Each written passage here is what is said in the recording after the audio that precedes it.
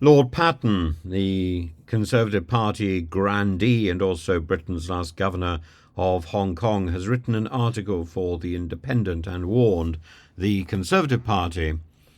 that it is in danger, in peril of veering too far to the right as it attempts to rebuild after its historic defeat by the Labour Party. His critique, particularly of figures like Priti Patel and Suella Braverman, as well as the influence of Nigel Farage in the attempt by the Conservative Party to rebuild itself in the image of Nigel Farage, highlights concerns about the party's ideological direction. Patten argues that aligning with Farage's populist approach could further alienate moderate voters and exacerbate internal divisions, which have been a long-standing issue, particularly since the Brexit debates. I think Lord Patten puts his finger on the issue because he's talking about the difference between the vocal minority, the Tufton squad, and the non-vocal majority, many of whom didn't vote in the last election or soiled their ballot papers or indeed followed Andrea Leadsam's example when she voted for gay marriage by voting both ways, or by voting for all the candidates on the ballot paper, effectively spoiling their vote. Patten advocates for a period of reflection and unity within the party, suggesting that the current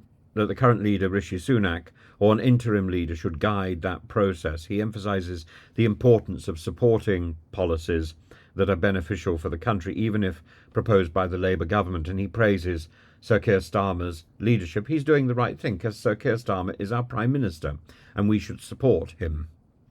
The response from allies of Braverman and Patel, defending their positions and criticising Liberal policies, indicates the deep ideological rifts within the party that are going to be more exposed as the leadership party becomes more focused, as the leadership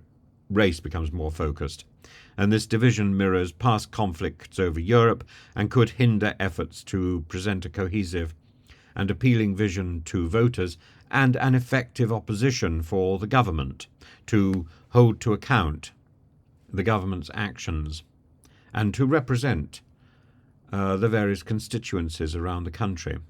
In other words, what he's calling for is for the Conservative Party to stop being so introspective, to pull itself out of the doldrums of the last 6 years and start to be a mature and effective political party rather than a self-serving organ of indulgence. Patten's call for a return to One Nation Conservatism, therefore, focusing on regulated market forces and social welfare, is a plea for a more centrist approach, and whether the party heeds his advice or continues to struggle with internal extremism will significantly impact its future viability and the possibility about whether or not it will actually continue into the rest of this century. My own feelings are that should Braverman or Kemi Badenoch or Priti Patel seize power, that is the end of the Conservative Party.